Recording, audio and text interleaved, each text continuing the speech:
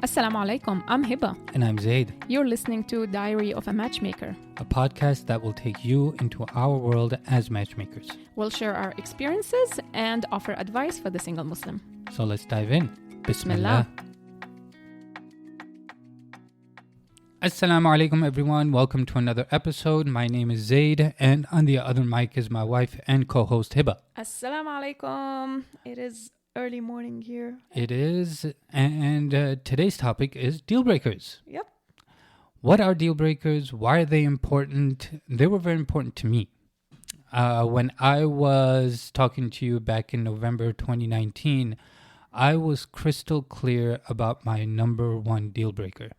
And that was, or actually the term I like to use is non-negotiable. Mm-hmm. It's easier for me to think in terms of that. And my number one non-negotiable was that whoever I married had to be supportive, understanding, and appreciative of the arts, specifically live theater. And the reason for that was because I had studied live theater for 2 years. I had done a lot of live theater during, or actually post-university, and it was something I was looking to pursue further on in my life in some capacity. And actually, at one point, I had even written and performed a one-man show, which was really cool. So it was something that I valued, something that was a passion of mine. And over the years, during my search, I just came across so many girls that felt it was either haram or just didn't show any sort of appreciation or support for it. And I knew that person that further down the line that would create some conflict because it wasn't something I was going to let go of. But how did you feel about that when I mentioned that as my deal breaker? It was something very surprising because I've never met somebody who was interested in live theater and who felt so strongly about it. Right. And at the same time, I didn't understand why would somebody not be okay with it. I mean, we're not talking about like doing porno movies or anything, right? It's Right. live theater. But I don't know.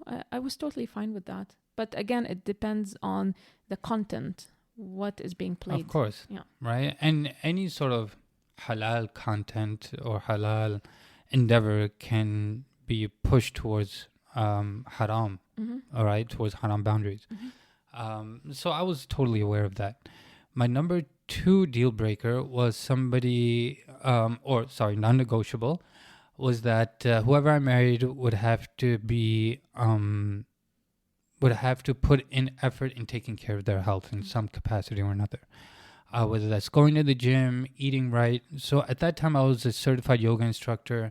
I'd even taught kids yoga for some time. So yoga was a big part of my life, and I still do it. And so I would go to the gym regularly.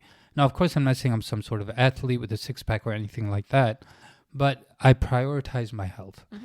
And I needed somebody who felt the same way.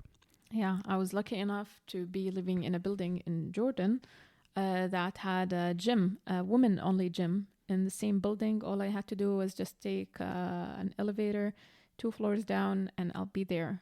And it was fun.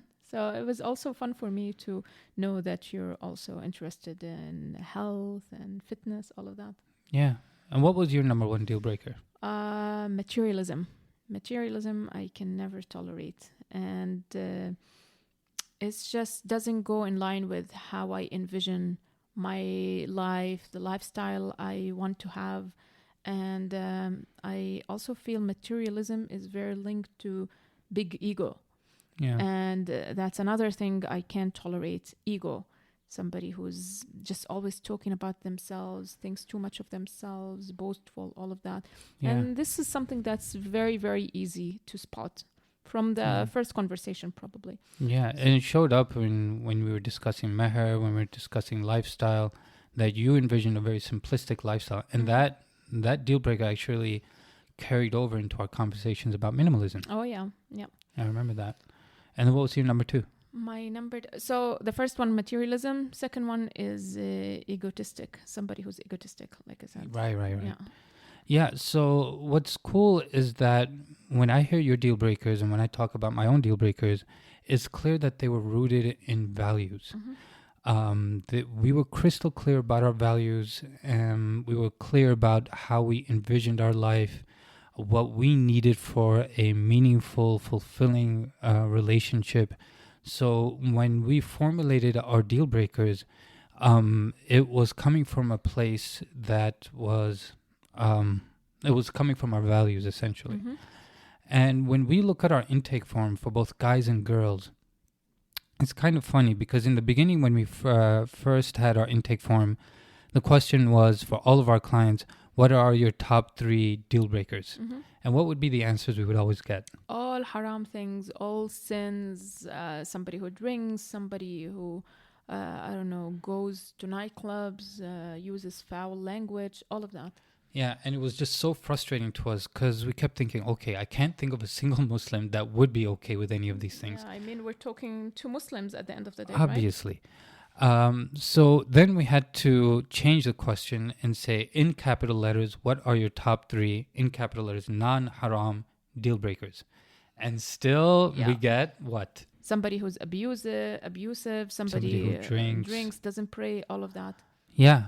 And what this goes to show is that when people are putting these answers, not only, of course, are they general answers, but they're not reflective of who they are, of what their values are, what their goals are, things like that. And so when we ask these questions on our forum, if we want to know what we want to see things that are revealing of your character and your personality. It just goes to show that people haven't done the legwork. They haven't thought deeply about themselves, their values, their goals, all of that.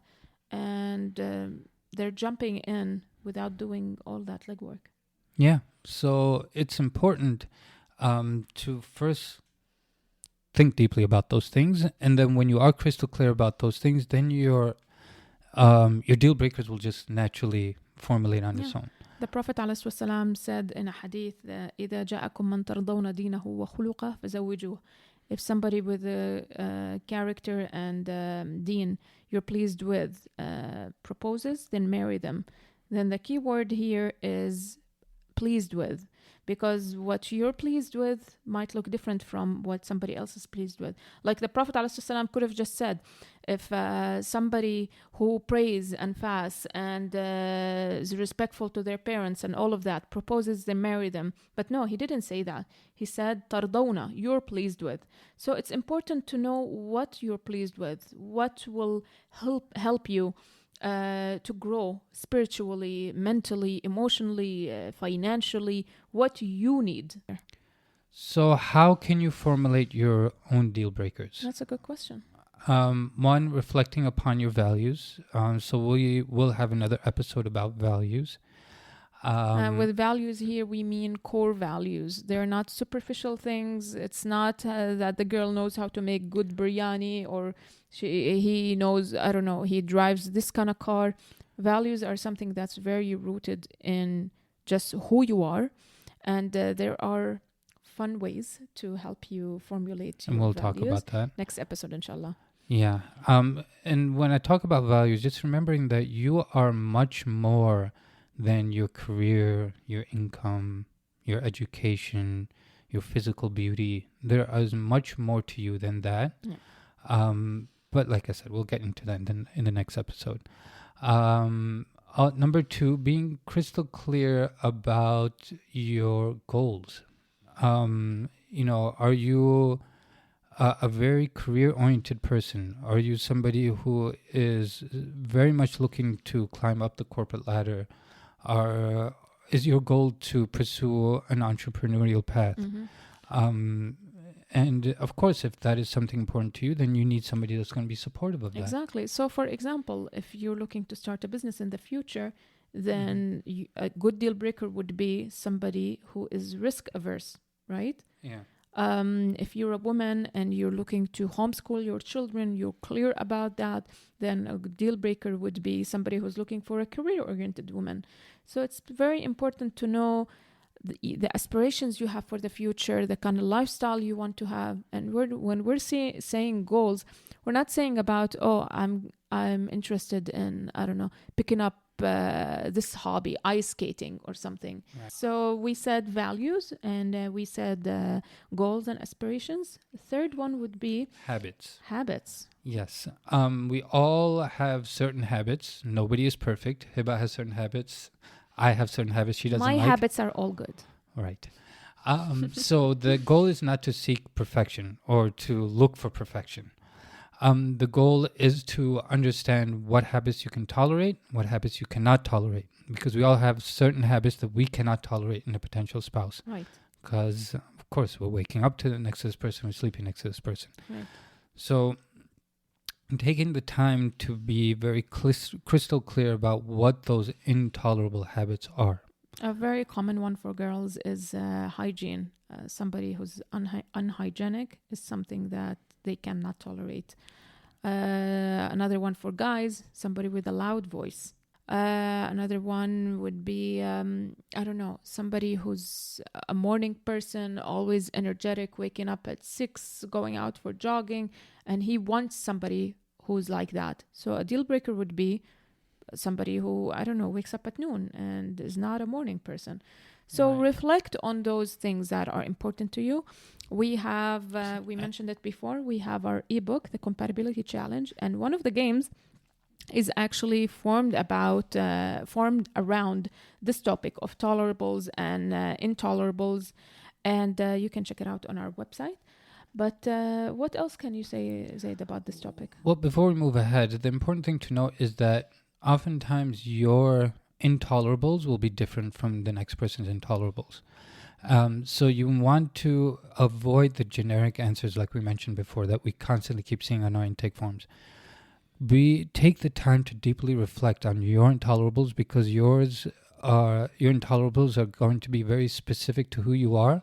And when you share those things, they're going to be a reflection of your character and personality. Exactly. We keep seeing this over and over again in on our intake forms. For example, we had a former client, who mentioned a few deal breakers. And when we saw those deal breakers, we were able to recognize the kind of personality and character he has. So what was that on that form, Zaid? A deal breaker for him was somebody who is not submissive. Yeah. And those words. Submissive. Those specific words. Somebody who is not agreeable. Somebody who's argumentative.